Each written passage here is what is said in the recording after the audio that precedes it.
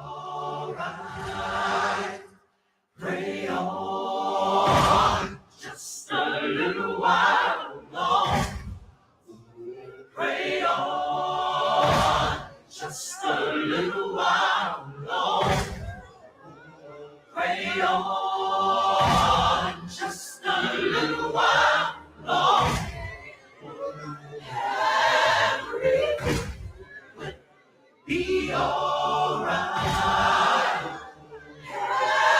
Everything will be alright. Hold on, just a little while longer. Pray on, just a little while longer. Fight on, just a little while longer. Everything will be alright. Oh, everything will be alright. Fight on, just a little while long. You got to fight on. Fight on, Don't you give up, don't you give in. Everything will be alright. I'm here to tell you. Everything will be alright.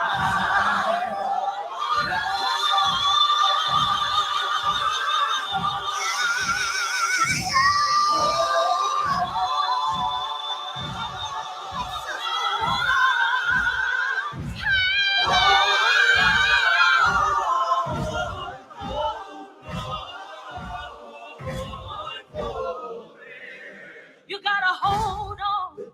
Everything will be alright. Everything will. It'll be alright. So it's coming in the morning. It'll be alright. It's gonna be alright. It's gonna be alright.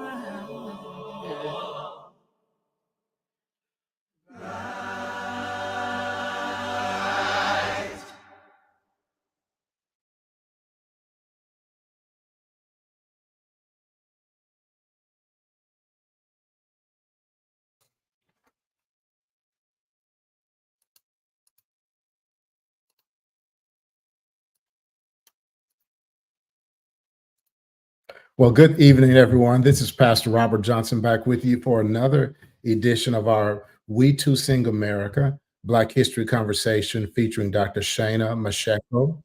And we're about another opportunity to share with you. And she'll be on in just a second. I want to take just a moment and ask you to reach out, invite your friends to come on and watch with you. This is going to be a riveting, provocative conversation. We think that this kind of conversation is so important because there are so many people who are trying to, across our country, who are trying to dismiss or ignore or suppress African American history. And we think that that's unhealthy. We think that African American history is just as much a part of the American story as the Alamo, westward expansion, and all the other themes of American history. And so we think, we know, and we believe that the telling of sharing of African American history is important. And as believers, as followers of Jesus, as coming out of a church, a community of faith, a Christian community of faith, we believe that one way to affirm the value of people is to hear that story. And so I'm so proud of Resurrection, Church of the Resurrection, under the leadership of Senior Pastor Adam Hamilton and our adult discipleship program and our Allies for Racial Justice, for participating and leading the way and offering to provide this kind of learning opportunity for the general public. So thank you all so much for tuning in, invite some folks to come on. We're going to jump. We've got so much to cover tonight, and I want to make the most of that time. So I want to bring on my co-panelist, co-host for tonight, and then we'll bring on Dr. Shana in just a second. And I want to give you a little more information about her. We just kind of rushed into the discussion last week. Tonight, I want to do more of a formal introduction of her. So let me bring my folks on, my friends, my colleagues from Church of the Resurrection. First of all, hello, Pastor Cheryl Jefferson-Bell. Good evening. Good to see you. Hello, Pastor Robert. And LaDonna Williams-Hunt. Hey, LaDonna, how are you? Hello, Pastor Robert. And she was not with us last week. She's going to be a part of our journey this month. And we're so glad to have her on tonight. We invited her on because she is pastor of our online community. I'll bring her on. This is Ashley Morgan Kirk. Hey, Ashley, how are you? Hey, Pastor Robert. Glad to be here. Ashley, let's take a second. So you are the pastor. So we have Resurrection has 6 physical locations. And then we have online community. You are the pastor of our online community. Share with our listening audience how many people log into Resurrection services every weekend. We have a lot of people, and it's scary. In fact, I often will tell people, don't tell me that number, please. I'll get too, freaked out and not want to do it. But anyway, anywhere between 5,000 and 8,000 online, and then TV locally, which online for us is across the US and across the world too. And then we also have in town, we have TV. So that number is staggering.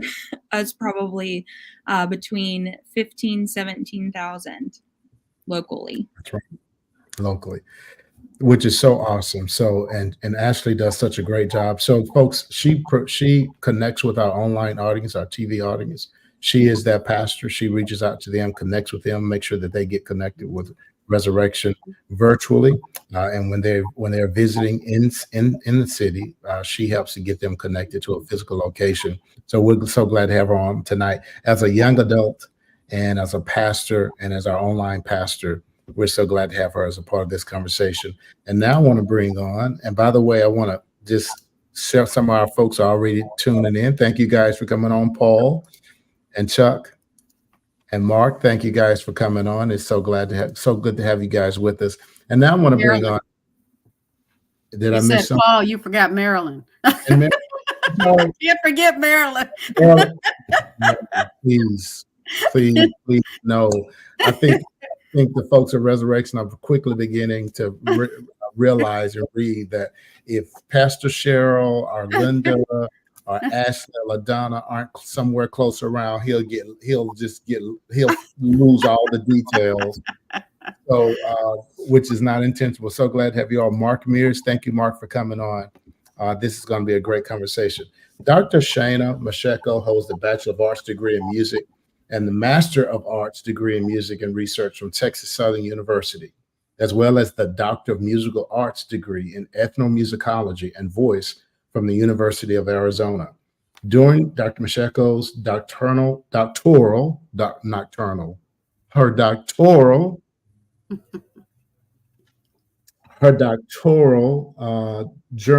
degree journey, her interest in the lives of African Americans came into full focus. While Shana's initial research concentrations were primarily centered in ethnomusicology and voice, with the focus upon the lives and works of Black female composers, she was given an opportunity to receive extensive instruction in anthropology with an emphasis on African American culture from the research faculty of the University of Arizona Africana Studies program. She's an avid researcher.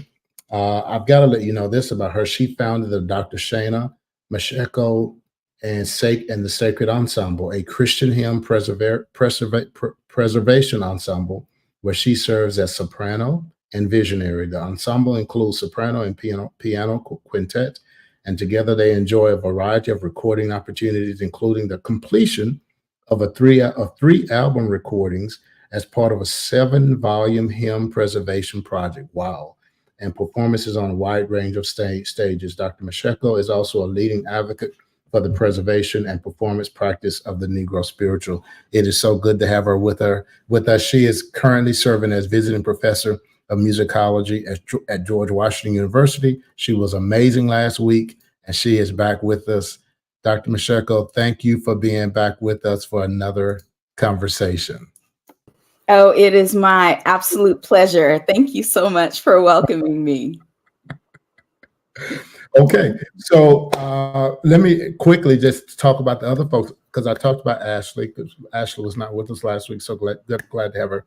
Pastor Cheryl serves as pastor of community justice, but is one of our senior staff at Resurrection, so well respected, not only in the Resurrection community, but in the Great Plains Conference and throughout the United Methodist denomination, a leader, a voice, who advocates not only for justice, but for inclusion and for delicate care of the people who people our congregations. And so glad to have her a part of our conversation. I honor her so much and look up to her and just give her all respect. She's just a great person. I was going to say a great woman of God, but just a great human being. Thank you. And I love you so much, Cheryl. And then LaDonna, our good friend, thank you for coming on. She represents Allies for Racial Justice, ministry, a joint ministry of both Resurrection and St. James Church, St. James United Methodist Church, where Emmanuel Cleaver III currently serves as senior pastor. And these two churches have come together. We did an amazing study on Dr. King's sermons back in October, Strength to Love. And we came out of that with people asking, what's next? And so this is one attempt. This is one way. It's not the only way. It's one of the ways that we're trying to offer the next step in this process. So here we go. Let's jump into the conversation. Dr. Shana, so good to have you with us. Let's start here. Folks, we're going to spend some time with her, just asking her from her perspective, what are the most significant, important events in African American history? She's going to start us off, and we're going to focus on about 5 or 6 tonight, and we're going to go from there. So, Dr. Shana, get us started. Where do you want to start? I'm sorry about that. I think the best way for us to begin is to go straight into the historical groundwork. And so in order for us to do that, we have to go to the continent of Africa. So the first point is all humans have an African origin. And many of you are familiar with this information already, but it is extremely imperative that we understand that all humans came from the continent of Africa. So Pastor Johnson, if you wouldn't mind showing that first slide, I just want to elaborate just a little bit on this first point, because it is the most important, especially for those of us who believe in the Christian worldview. We believe that we have derived from a God who has created us all to be image bearers. And so therefore, this is an extremely important point, and one that I wanted to make as the first point. So Pastor Johnson, if you could display slide number 1, and Yes. We'll go from there. But Yes. That first point, all humans have an African origin. Yes. Keep talking. Okay, no problem. No problem. The significance of this as it relates to the African American narrative is that we truly have to understand that the concept of race is not it's a biological construct, which has become an emotional and a mental construct. It's a way for us to create division, which is not the original plan of our Creator. And so therefore, it's very important for us to clearly understand the concepts based upon our origins as humanity, as a whole humanity, a full humanity. So that's the very first point. And then while Pastor Johnson is pulling up that slide, I'll go ahead and introduce you to the other points that I would like to get to tonight. And that is point number 2, which will be supported by our second slide, will be our racial differences are due to climate differences and diet that are directly connected to migratory patterns as we started to spread across the continent of Africa and into other parts of the world, that those kinds of changes started to occur due to those migratory patterns.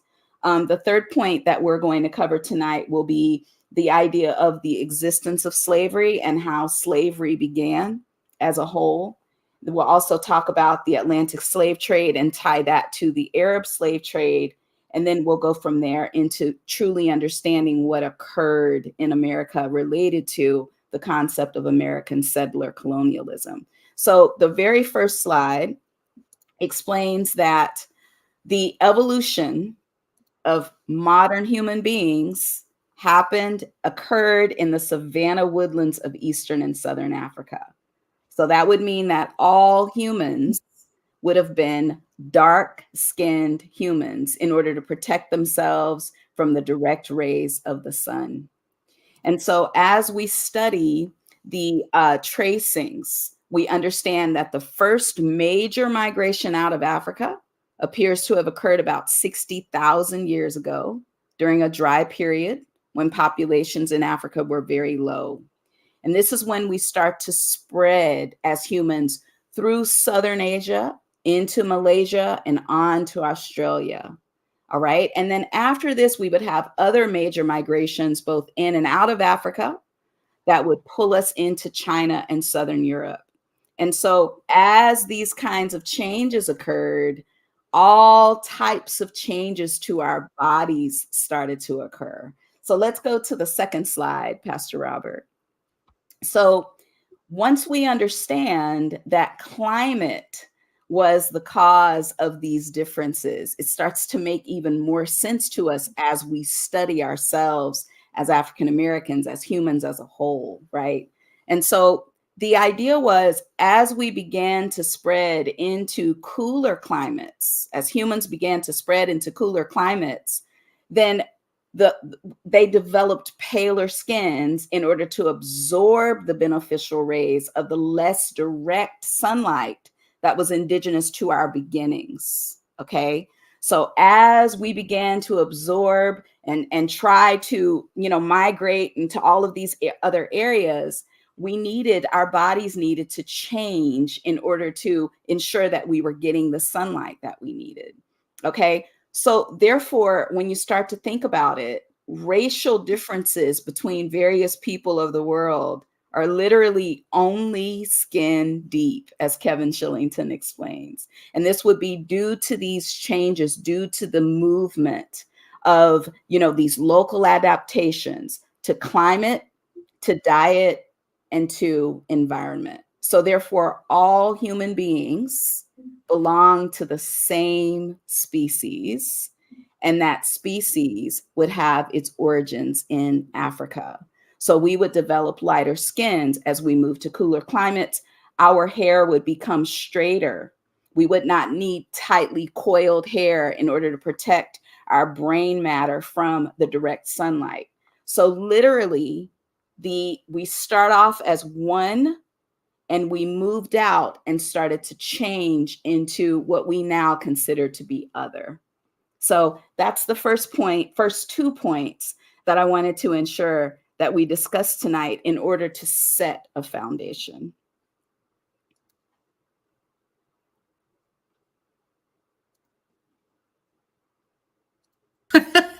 Okay.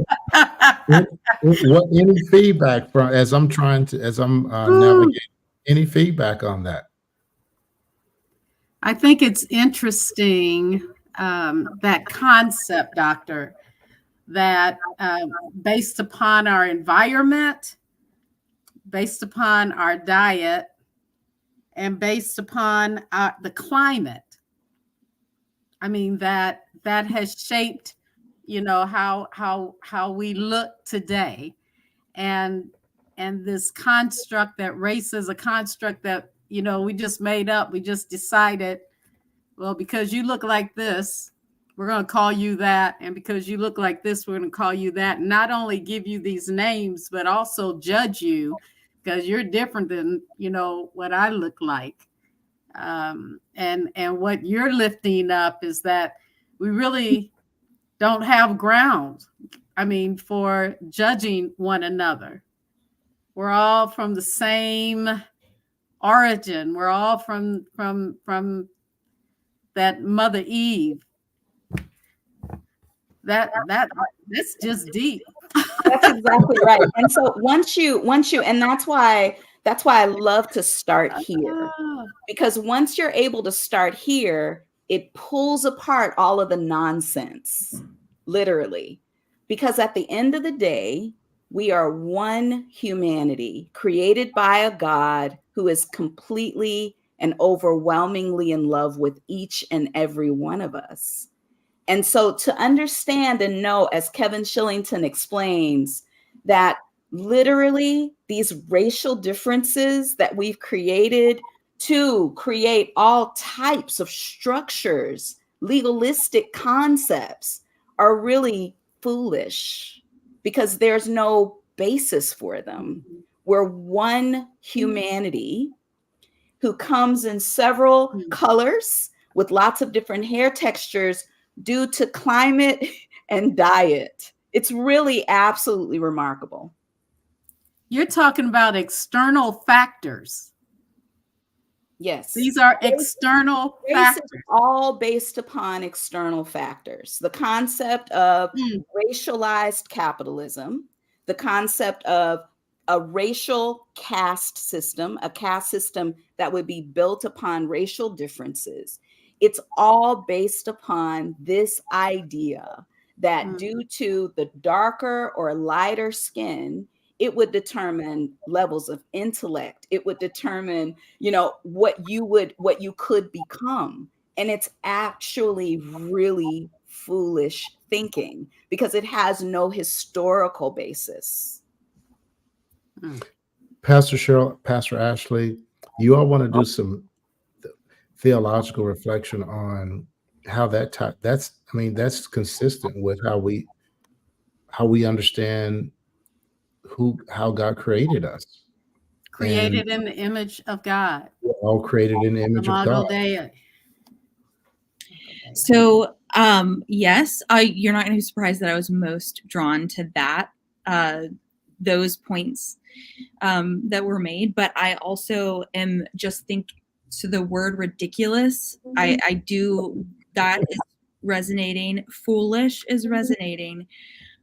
We're talking about sun and food, which is very silly. And what they tell me I need in winter, like it's just, it does. I appreciate you started there.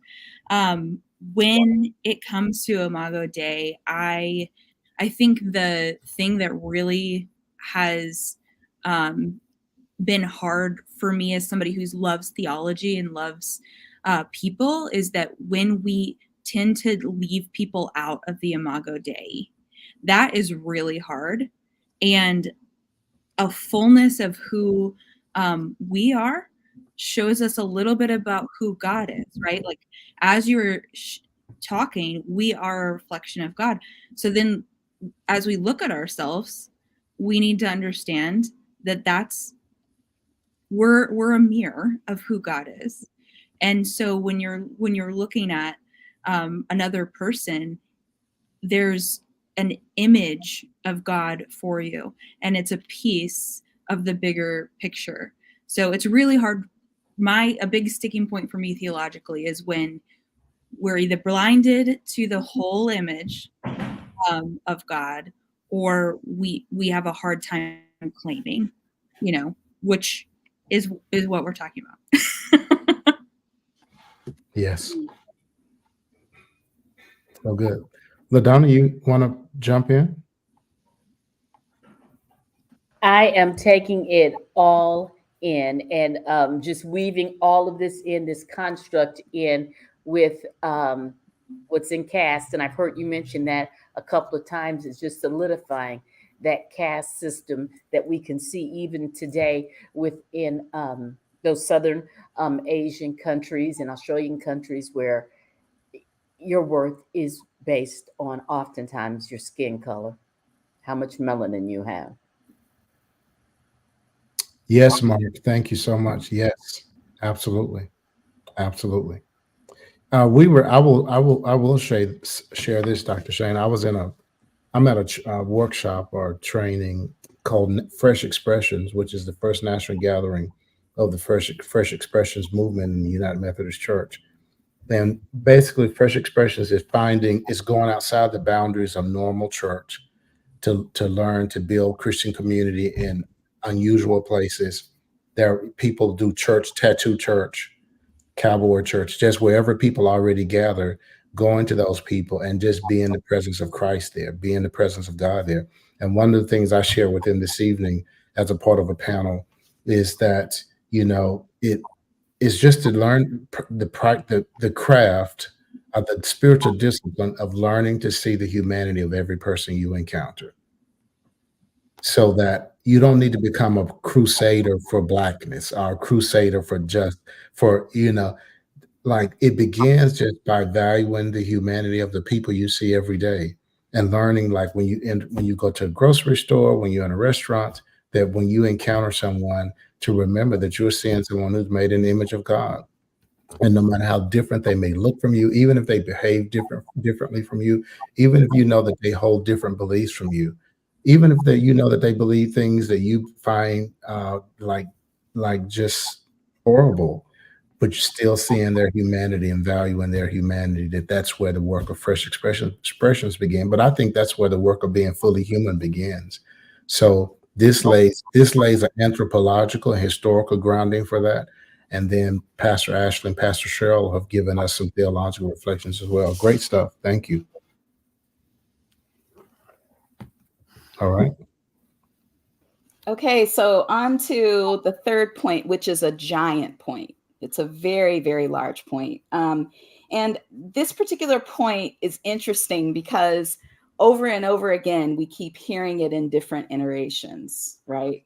So the third point is slavery existed in Africa before the Arab slave trade. Okay. And so our third slide explains that there was a hydroelectric damming of the Nile at Aswan, Egypt. And the soil in this particular part of Ethiopia through to Nubia was very rich and fertile. And so, therefore, because of this, there was a very large migration into this area of dark skinned Africans. All right. So, between 5,000 and 4,000 BCE, there were all of these permanent settlements of full-time farmers who became established in this Upper Nile region of southern Egypt. Okay, and they adapted their farming techniques. This is where they learned how to do hydroelectric damming so that they would have lots and lots of water to water their crops. They perfected the agrarian concepts of the agrarian technological concepts that would be needed in order to sustain life and grow crops in this area. So there was a very large amount, as I said before, of dark-skinned Africans who were living in this particular part of the world. Okay. So because of this, trade routes began to form.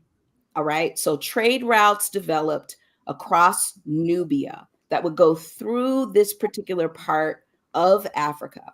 And they would trade gold, ebony, ivory, and captives. They were widely traded. Now, this is when I spoke to this last week, but this is when the trade of African women began. All right. And these routes were commonly used by Arab slave traders, Arab goods traders, and would eventually spread throughout sub-Saharan Africa. All right. And eventually, this would be the precursive activity to the Atlantic slave trade. But let's back up just a little bit, because one of the things that's used over and over again to diffuse the conversation about American slavery is the idea that slavery in Africa was happening immemorial. And that is exactly correct. There's no disputing that. The history shows it very clearly. But there is a distinct difference between the style and concept of slavery that was occurring in Africa immemorial, which means we don't have a date as to when these systems began, and the kind of slavery that was enacted and practiced in America. We're going to get to that a little bit later, where I'll give you a full definition. But it was called American chattel slavery, where slaves were not seen as human. They were seen as property. They were seen as chattel, which would be the same as cattle. Okay. So the American chattel slavery system insisted that a slave would be a slave until death, and any child born of an enslaved woman would be a slave. These were not practices that were common to African tribal customs. African tribal customs, pretty much what would happen is there would be a fight between two tribes. The winning tribe would absorb the people from the losing tribe. They would absorb their land and their goods. And the tribe that lost would become servants to the tribe that won. But that winning tribe would become a part of the community of the losing tribe, would become a part of the community of the winning tribe, rather than being seen as property or barbaric or, be treated with inhumane practices. So there was a completely different concept related to the idea of American chattel slavery. But my third point, again, just to make it clear, slavery did exist in Africa before the American slave trade, with it having its precursive concepts on the inside of the Arab slave trade. So, Dr. Shane, so I'm so glad this is a great point, because I've got to tell you, I was watching, saw something on Twitter the other day, a conversation happening, and then I didn't engage in it, but I was just kind of watched I saw the post and I saw the feedback.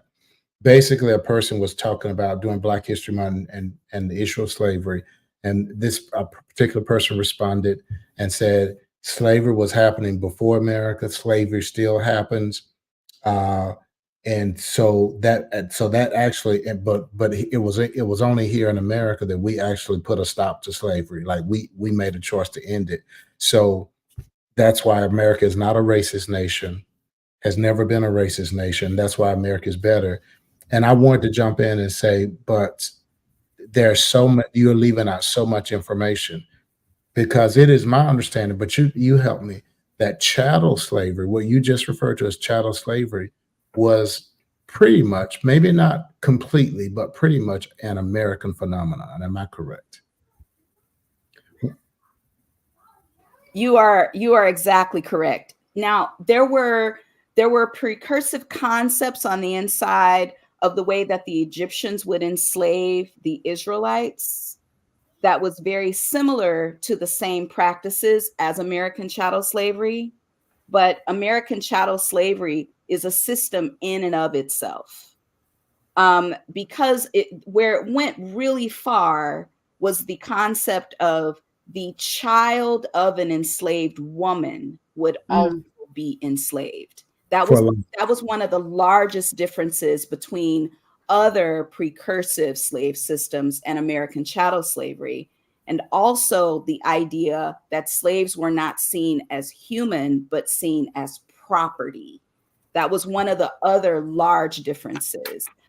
So therefore, what's really occurring here within the American chattel slavery system is you're completely removing the humanity from those who are being traded, which was a new concept. It was not necessarily one that had been practiced before. And so what's interesting now is that we're living in a system, right? And I'm going to talk about this again when we close, but we're living in a system, in a society where the ancestors of those who were enslaved are living in community with the ancestors of those who enslaved. So it's a tall order to try and undo the kinds of mental concepts that are grown inside of such a barbaric system. But the American chattel slavery system is kind of one of a kind in that concept. So does that mean that the way that we're living now, is that more of how the Arab type of slavery happened? That's a really good, I've never made that connection before. That's awesome. Yes, I would say so. So pretty much the idea of the Arab slave trade, it's kind of I've heard it referred to in many different ways. I even really hate using the term slave in that regard, because this would be the system that would cause Black African women to be enslaved in very large numbers, to be taken into captivity in very large numbers. But they were domestic workers. They became parts of Arab societies. They were not seen as chattel. And that's where the differences are. So now, just as you've alluded to, the caste system that we have in this country, where in most cases the African American male would be seen at the bottom of the caste, right? And they would pretty much be brought into situations where they are not necessarily given all of the rights and opportunities of their white male counterparts that would be considered to be at the top of the caste system. So I could see where there's that connectedness on the inside of that kind of concept, where the Arab slave trade, while it was not necessarily consensual for the woman that was entering into that system, usually families would create these kinds of treaties between Arab families and a Black African family. And so their girls would be traded, their women would be traded within these treaties. But there was not the brutality and the demeaning concepts related to those that are indigenous to American chattel slavery.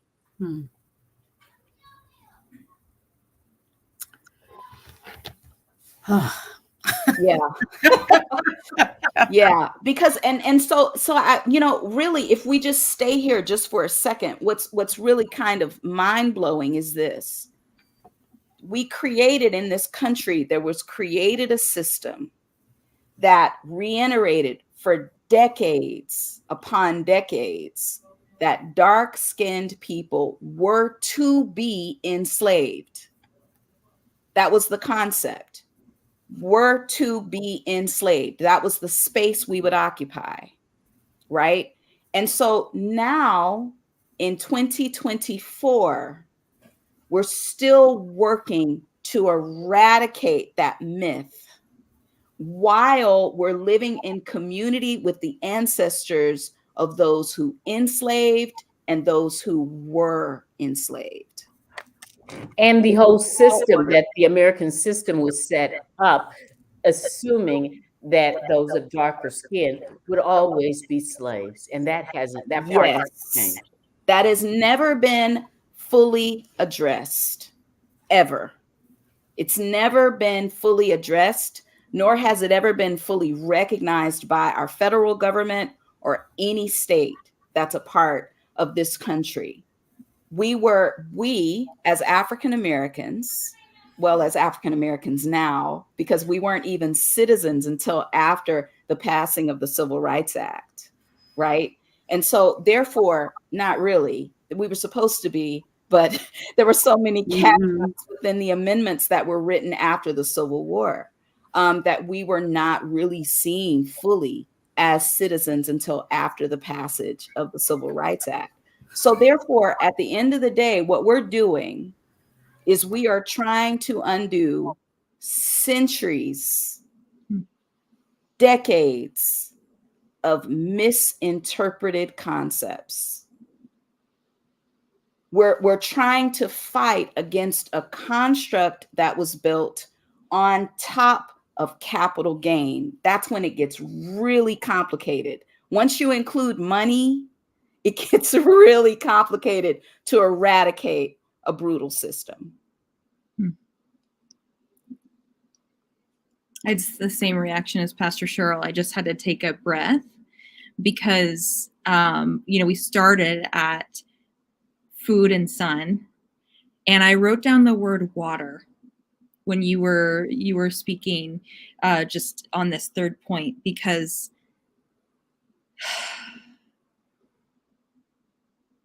that's also ridiculous that we're starting in a place where it was focused around water even too that created it.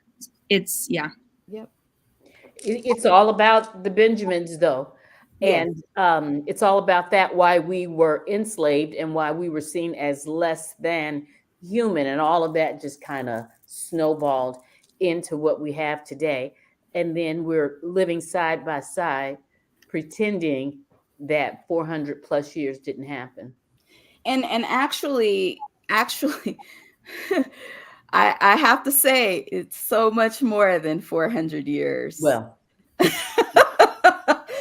so much more, simply because when we talk about that 400-year number, we're talking about only what happened on this soil, but we Right. don't talk about all of the precursive history that happened to even enact the concept of the Atlantic slave trade. All of that would have been in activity well before. We're talking about an immemorium system that got into the hands of the Portuguese crown and just completely became barbaric.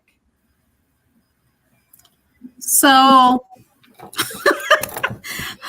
okay. So I'm wondering, what is it about our humanity, Dr. Shana, that causes us to have even looked at folks that are different than us and think, and maybe I'm talking about sin, just out and out sin. It causes us to look at another and just decide, I'm gonna make you be my servant. Or we talked about money. I mean, it sounds like there's something fundamentally happening with us as humans that we can even get to a place where we can look at someone and say, you're going to be my slave. Power and money, both at the same time. And the word of God is so clear that the love of money is the root of all evil. And so power and money, those would be the catalysts of a system like this one, literally. And so therefore, as you are in pursuit of power and money, one of the main things you're going to try to do is find support for those concepts. You're going to try to figure out a way to justify yourself, especially because the enslavers on American soil were Christians, right? And so therefore, the entire idea was they had to figure out a way to justify this practice. And so therefore, this love and this lust and this thirst after, this hunger after power and money would then pull them into a space where humanity just kind of walks out the door, because now we have to try to figure out a way to justify these brutal practices. But we also have to ensure that while we're justifying these brutal practices, we are right with God.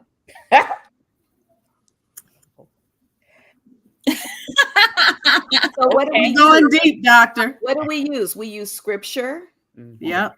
We use the teachings of Aristotle in order to reiterate this concept that some are to be served and some are those who serve. And so therefore, then we start to twist the scripture around our sick ideas to ensure that there's no disturbance of these concepts. And then we have to create this idea where these concepts would live on.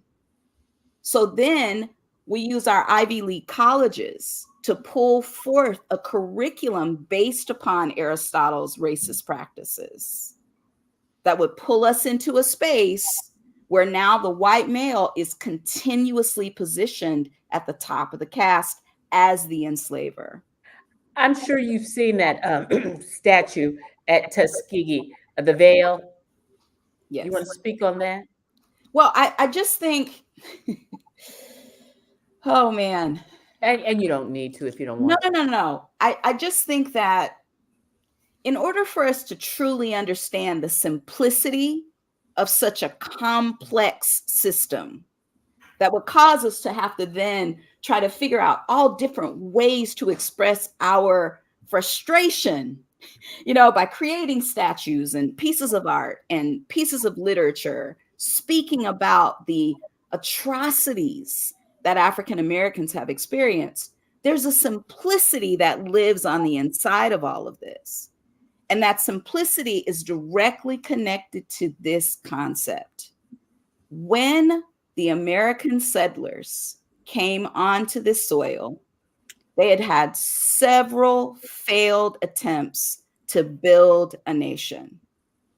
The only way that they could actually build a thriving, solid country was to have a free labor system.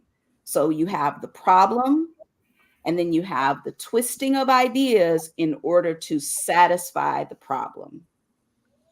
And that's where we are today. We're in a situation where all of these concepts related to the love and the desire and the thirst and the lust after money would then pull us into a place where we are still fighting against those ideas, and as African Americans still clawing after just a concept of basic humanity, basic inclusion on the inside of the human race. I wanted to jump in here and just say, I was just some of my recent study that, and you just said it, that America really, the reason they really even got into the slave trade and the buying and selling of human beings was for free slave labor, was because it was a matter of how do we keep up with the rest of the world. So the Portuguese were doing it. It was happening in Britain. The British were doing it. So in order to even get into the game, that they felt it necessary to start to engage in the slave trade. And so, which says in itself that they knew that they could not build a kind of wealth and build a kind of power as a nation without free slave labor.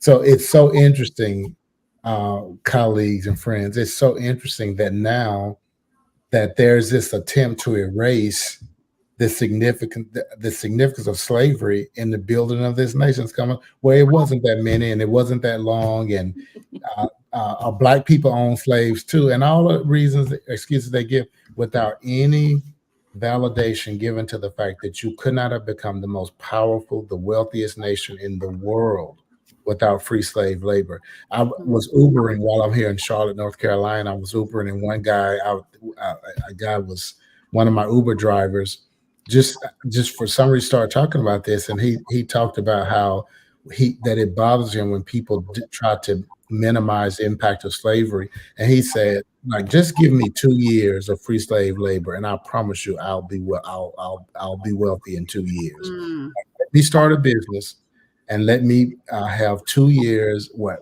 people have to work for me without me having to pay them, free labor. And he says, and I will be wealthy. Give me 2 years. And he's spot on. I mean, I think that we have to think about it. So I think you're right that it has everything to do with power and money. Who's going to have the power, and how do we build wealth? So you're bringing to mind, and we'll let Dr. continue on, but thinking about issues that we're having with not wanting to raise minimum salaries, not wanting to provide insurance, and like in Kansas, we're having issues with not wanting to have Medicare, for folks, for the gap.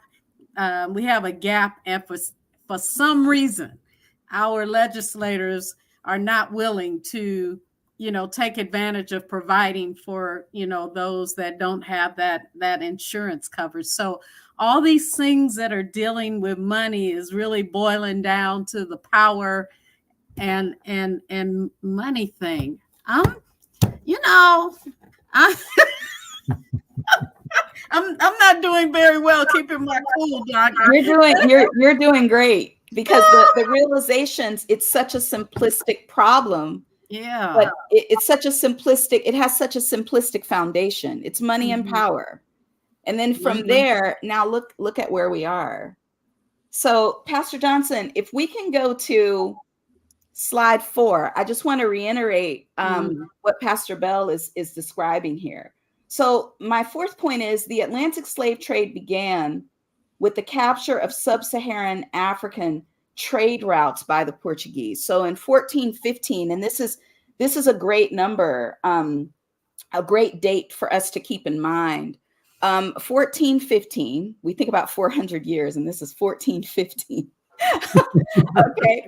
Prince Henry and his brothers, they convinced their dad, who was the king of Portugal, to capture the principal Muslim trading depot in the Western Mediterranean, right on the northwestern tip of Morocco. So by this point, now we're seeing the Arab slave trade has really, really expanded. But still, we're not talking about chattel slavery yet, right? We're still talking about this idea of consensual trade. We're pushing it a bit by the time we get to 1415.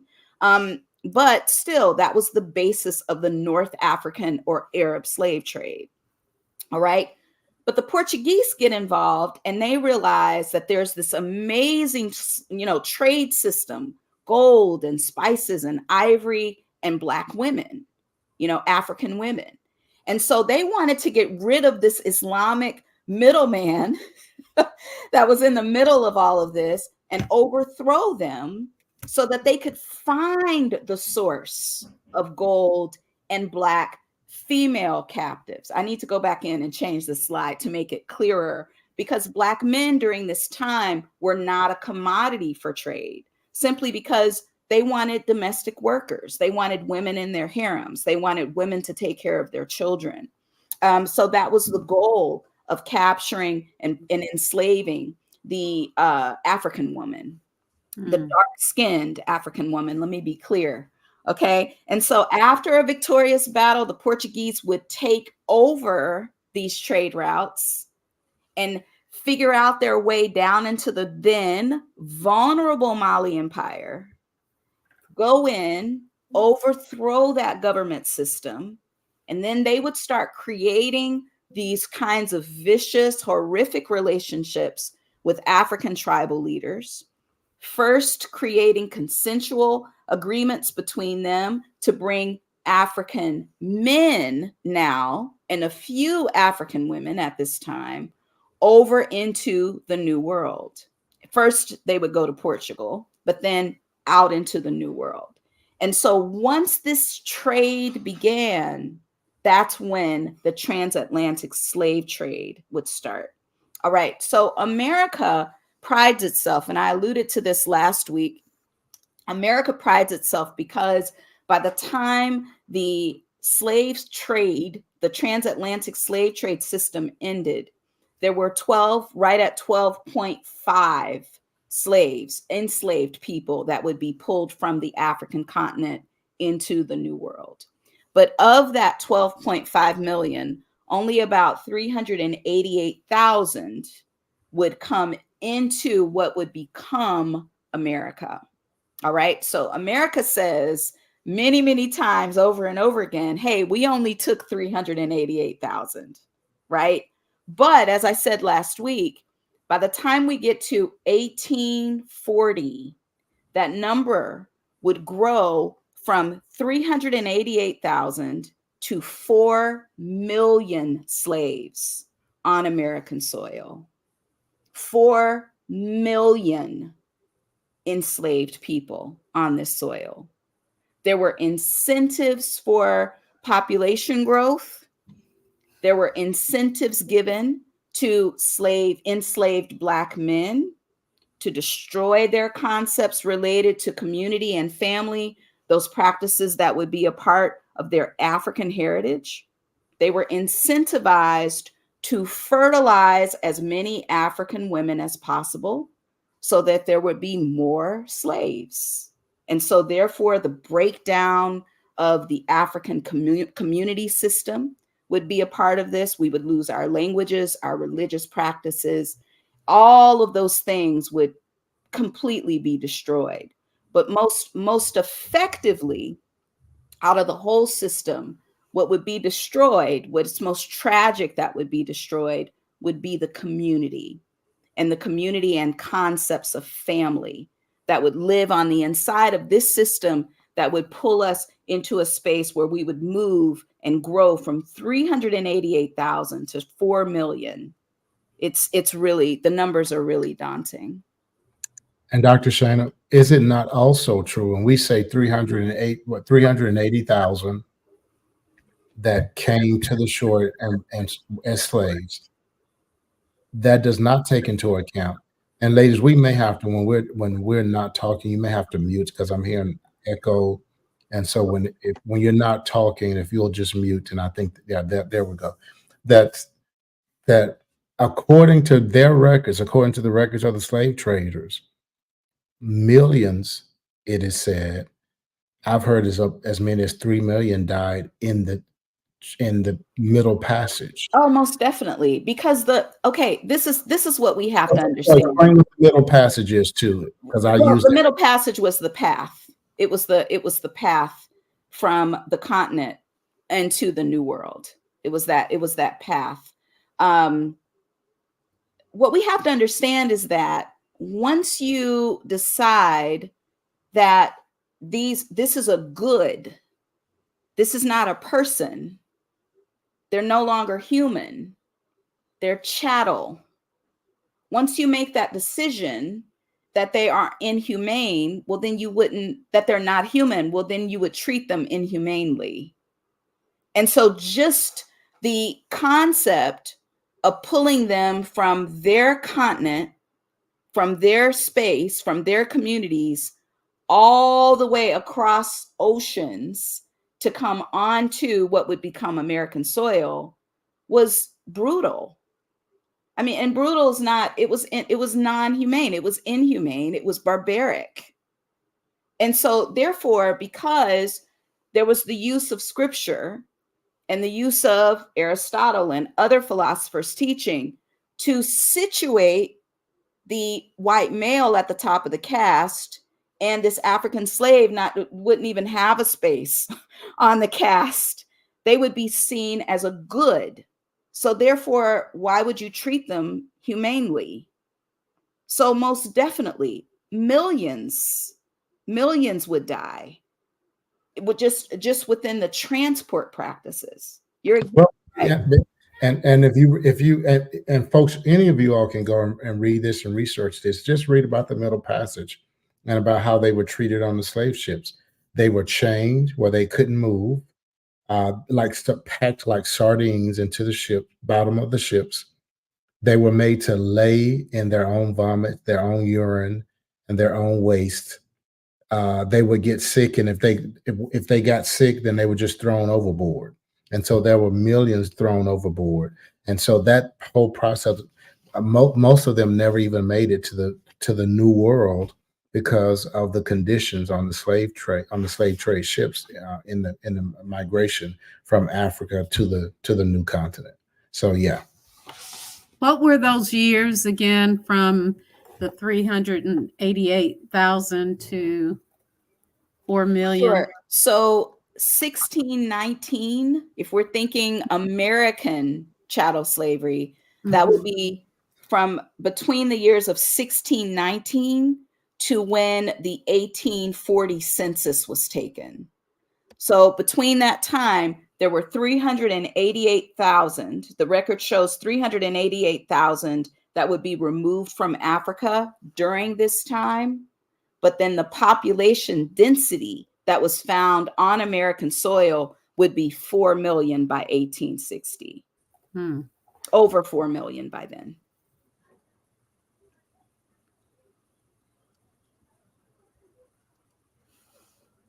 Does that include the children born from the Black women being raped? Yes. Well, that's a good point, because, and that's another discussion. But in many cases, the children who would be products of rape between the slave master and the enslaved woman would then become a part of a different population. And it's really, really, really daunting. It gets really sick when you start to really think about the implications of that and what types of lives those children would then live. And with the growth of cotton as a cash cow for America, which is basically in the South. So most of the slaves are in southern states. But at one point, when cotton is king, as they say, I've heard that phrase growing up, when cotton was king. When cotton was king in the South, and it was the primary source of wealth, Natchez, Mississippi had more millionaires than New York. That is a historical fact. That's how much wealth was in Natchez, Mississippi. And why was that? That is because Natchez was one of the primary places through which and in which or at which cotton was being mass produced and provided and sold to the world. I'm seeing a question from Mark Mears, and he explains, you mentioned the Portuguese. So what about the involvement and impact of the Dutch with regard to slavery? So I mentioned the Portuguese because we're talking about the actual inception of slavery and the creation, the overthrowing of the Arab slave trade system that would then turn into the Atlantic slave trade. But Mark, you're exactly right. Pretty much every European group had some level of involvement in enslaving. Now, it just so happened that as far as America went, primarily that involvement would be pretty much focused in on the Portuguese trading system. But we talk about the Dutch, South African apartheid was created by the Dutch. But that does not mean that they did not also have involvement in the Atlantic slave trade system that would affect America as well. So this was a European concept. It was not only, just as you're explaining, it was not only specific to the Portuguese, but it just so happens for our conversations, we focus there because that's where the origin of the Atlantic slave trade system would begin.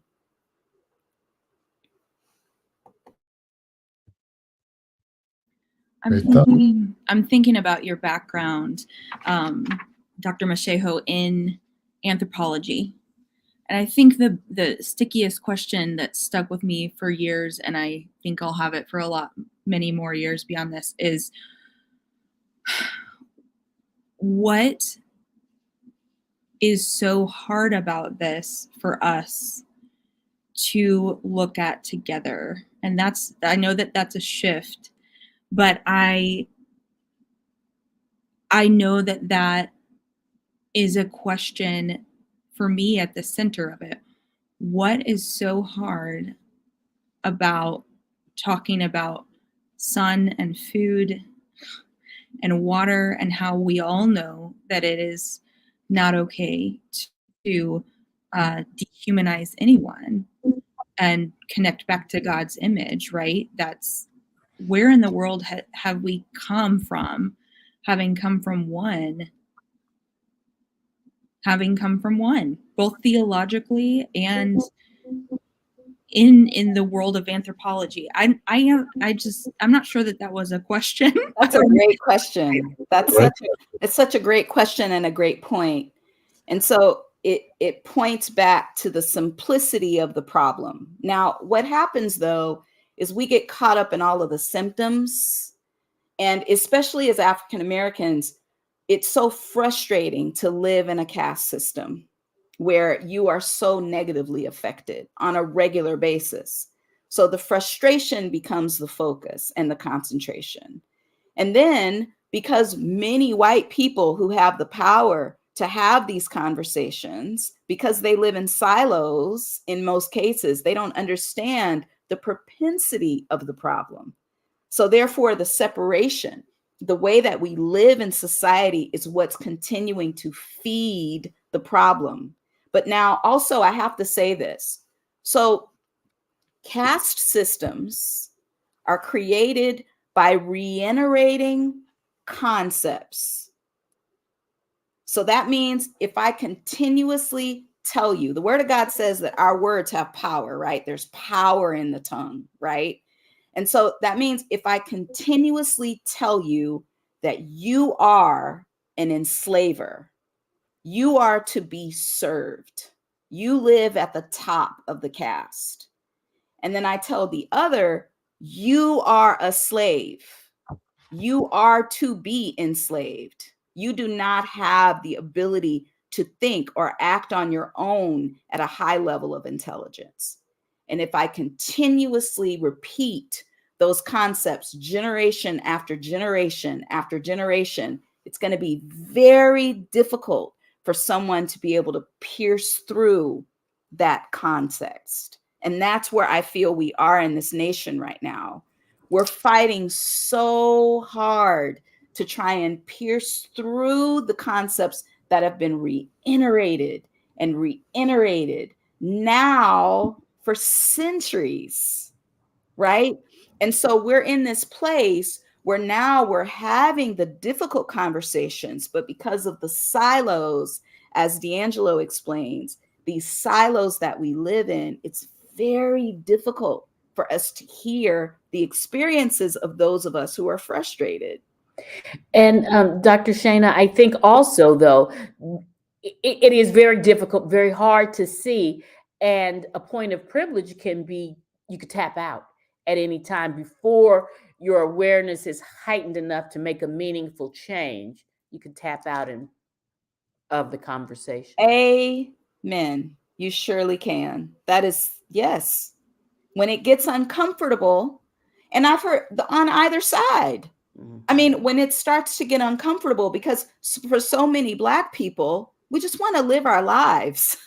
We don't want to be bothered with these concepts, not understanding that whether you want to be bothered or not, this is the world you live in. We live in a society that pulls us on to the bottom of the caste. I mean, we're still hearing about firsts, the first African American to do this or the first African American to do that. And it's 2024. So this narrative, this concept is not going away on its own. We have to continue to have the conversations. But this is the thing too. We have to have the conversations from a platform of information. If we don't understand climate, diet, and water, if we don't understand, if we don't have those kinds of foundational conversations, we'll never be able to solve these issues. Thus, we have folks that don't believe in climate change. Thus, we have these movements happening of not wanting to teach the full history in our schools.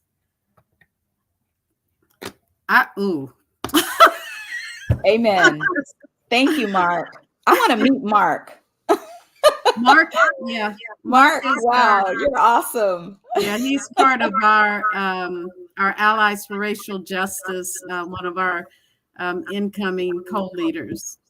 Wow, that's really, really cool. Really cool. Thank you so much for being a part of the conversation. And I have to recognize I have two sisters who are here listening tonight. My sister, who's also PhD, Dr. Angela Thomas, is here. And my sister, who's a nationally recognized triathlete, Lisa Thomas, is also here. So thank you for coming on with us tonight. I would love to get to slide number 5.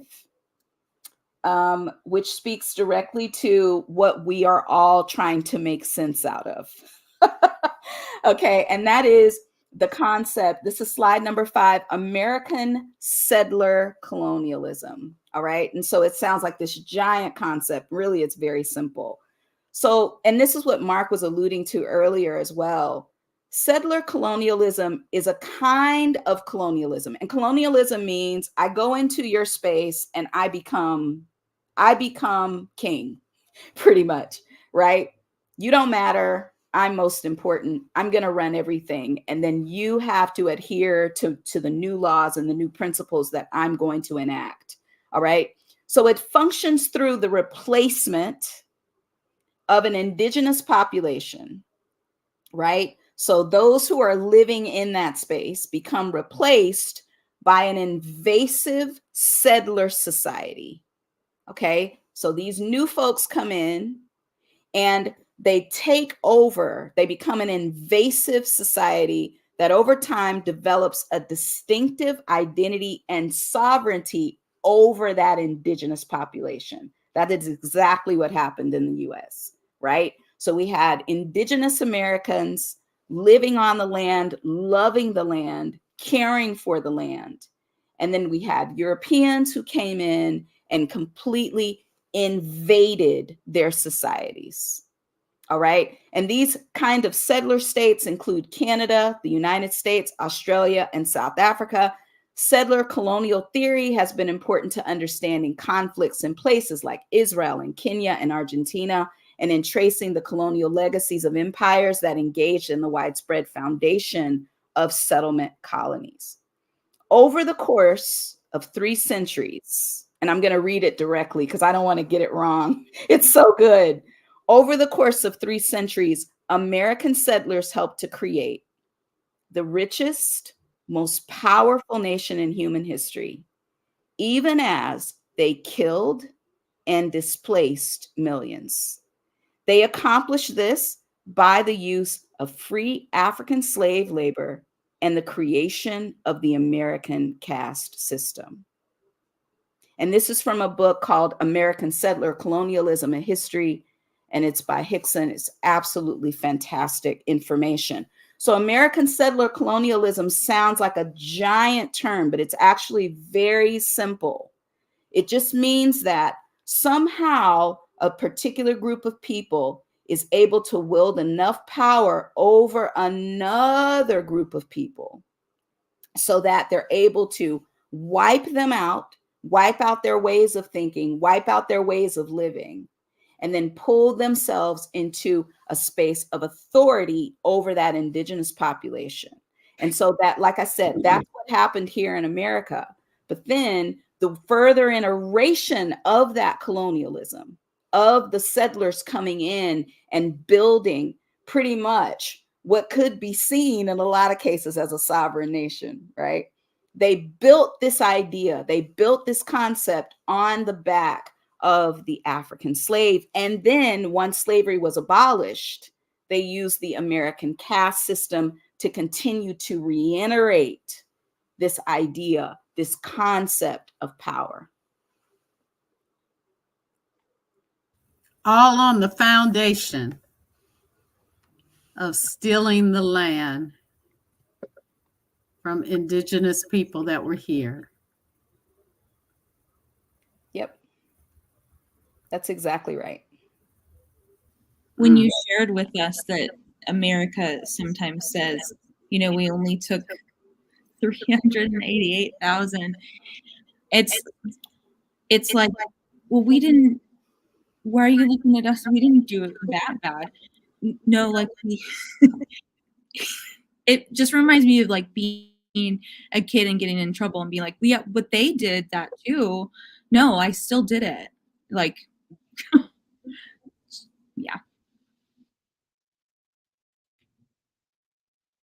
So once you start to really unpack just the basic, what we've done tonight is just gone over 5 basic foundational pieces of information that aid us in understanding how we got to this problem.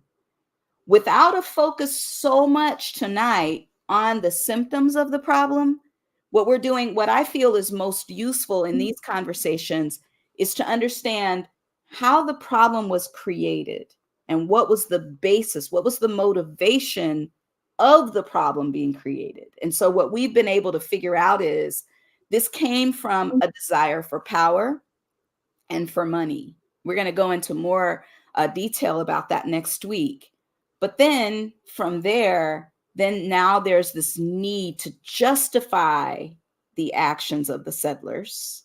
Now we've come to understand the foolishness of the idea of race and how it's now become this giant concept, that creates all of this division and oppression.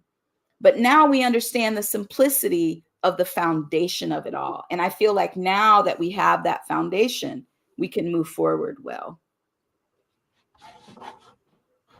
Are you hopeful? Outstanding.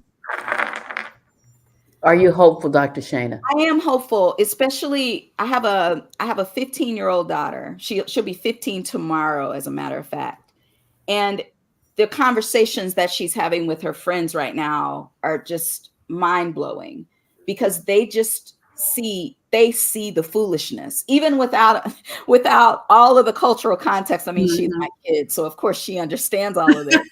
But even without having a full understanding of the anthropology related to the caste system, they just see it as complete foolishness. So yes, I'm hopeful. I'm hopeful because of these conversations that I'm hearing.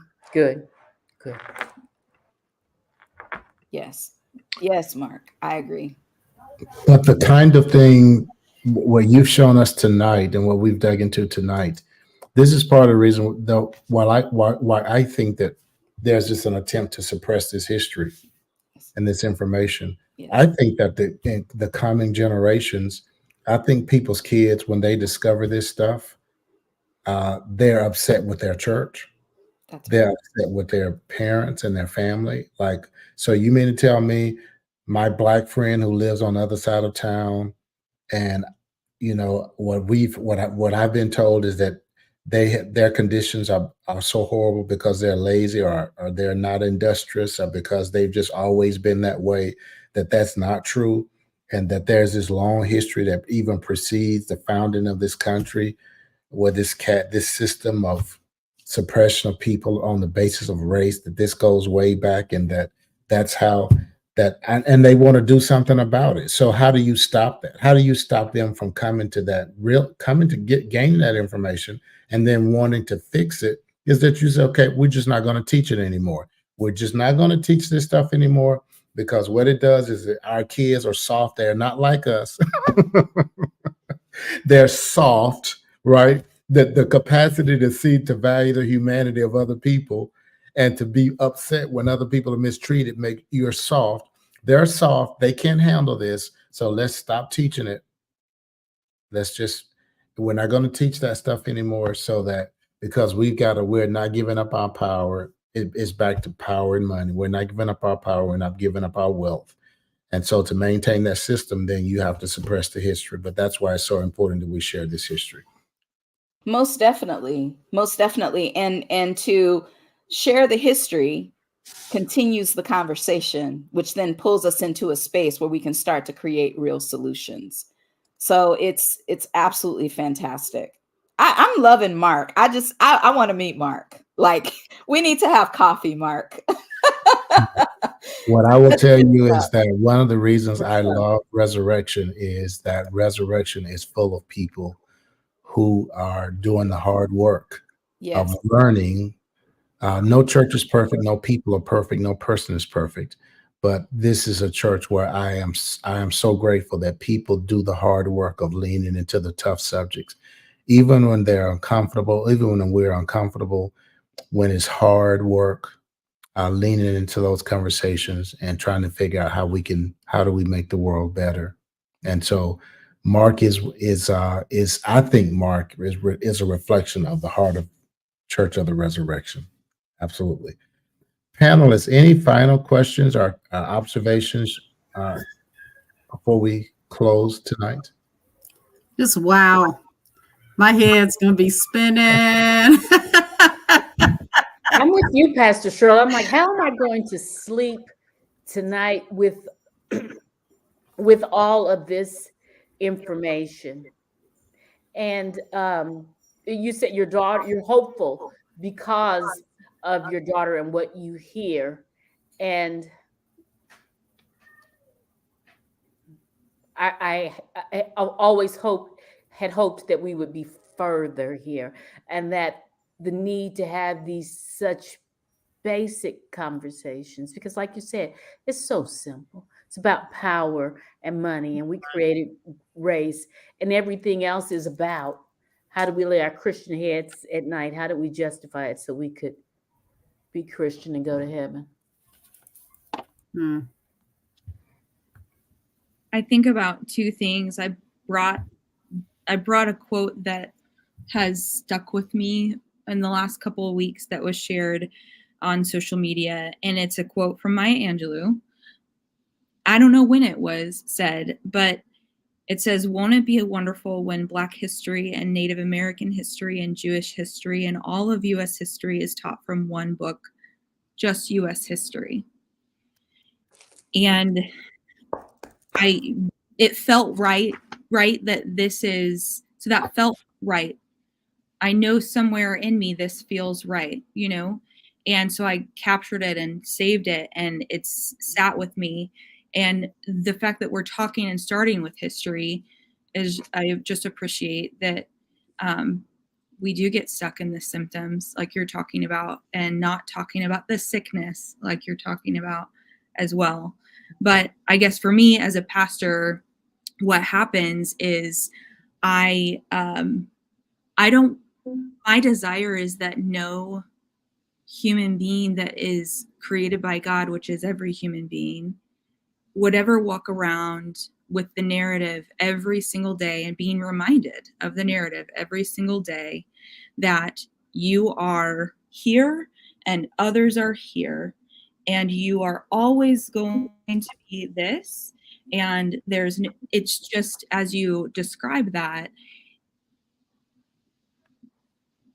it is every day, and it probably is also every hour.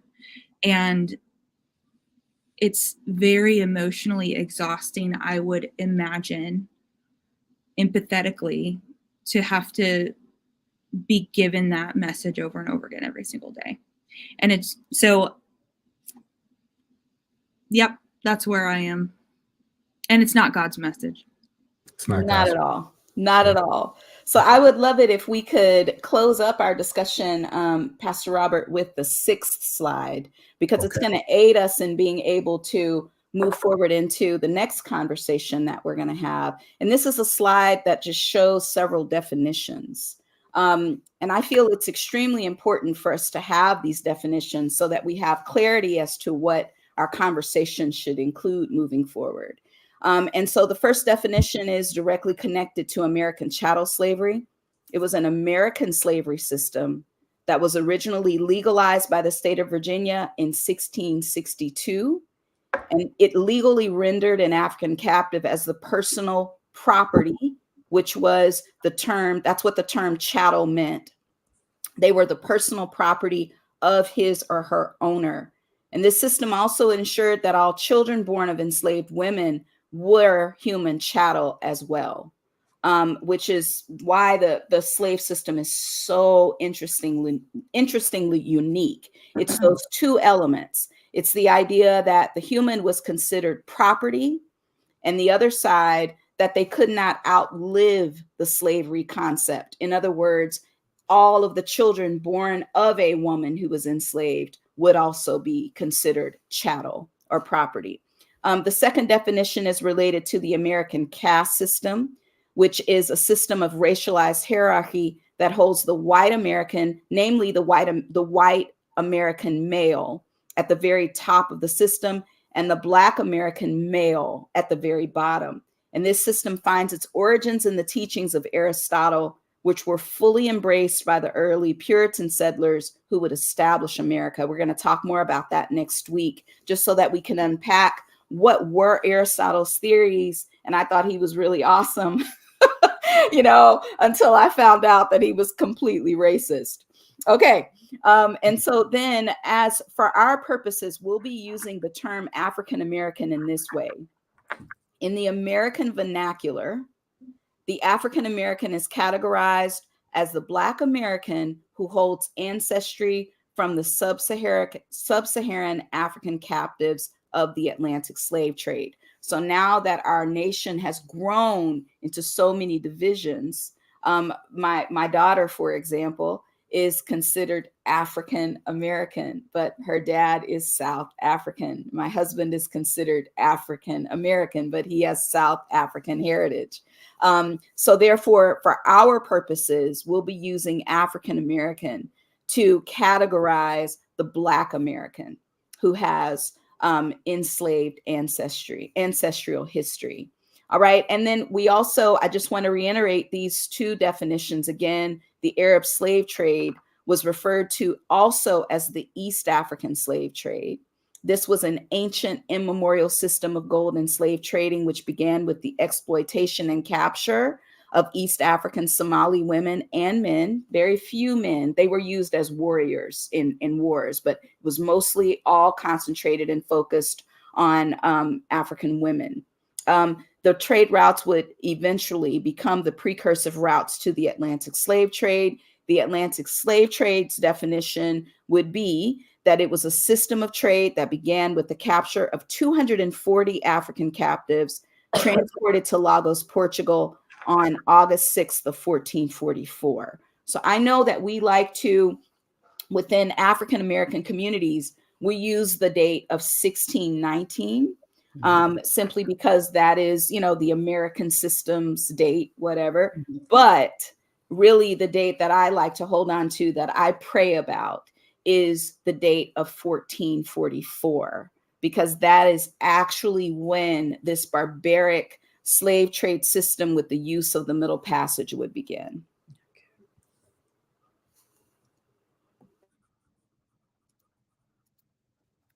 Wow. Wow. Wow. This is going to be an amazing journey. This has been a great night. You all have been phenomenal, and just both Dr. Shana and what you've shared, and then the feedback from our panelists. And this just sets us up for another great conversation next week, when we pick up with what happens when the slaves land on North America, on the new continent soil, the soil of the new continent, and that whole endeavor begins. This has been, thank you, all of you listened in tonight. Please be sure to share this information. This will be Resurrection's technology team will take this video and do some editing, and we'll share some of this. You'll find some of these videos posted on our YouTube channel, Resurrection YouTube channel and Facebook page in the coming weeks. You can also go back to my page and share this video with your family and your friends, and I hope that you will do that. Dr. Shana, this has been another amazing night. Thank you so much, and we look forward to next Thursday. By the way, folks, the video you watched at the beginning was the amazing Isaac Cates. We've got to try to pull Isaac in at some point and have some dialogue with Dr. Shana and Isaac Cates. They're both amazing professional musicians, artists, and it'll be fun to watch them have some dialogue and talk about the history and legacy and journey of African American music. Thank you guys so much. My closing thought for tonight is that I think, you know, you can't change the world in a night, but what we all can do is one by one, starting tonight, throughout your day tomorrow, be super intentional about valuing the humanity of every person you meet, and you know, don't let any label, any human designation, any boundary cause you to treat another person as if they don't matter. Every human being matters. Every person is made in the image of God. And so maybe if each one of us listening tonight can engage in that practice, just among us, we can begin a movement that can spread to many others, and may not change the world in our lifetime, but we can make a dent in it. And thanks be to God for the grace to do that. Have a great night, folks, and we'll see you next Thursday.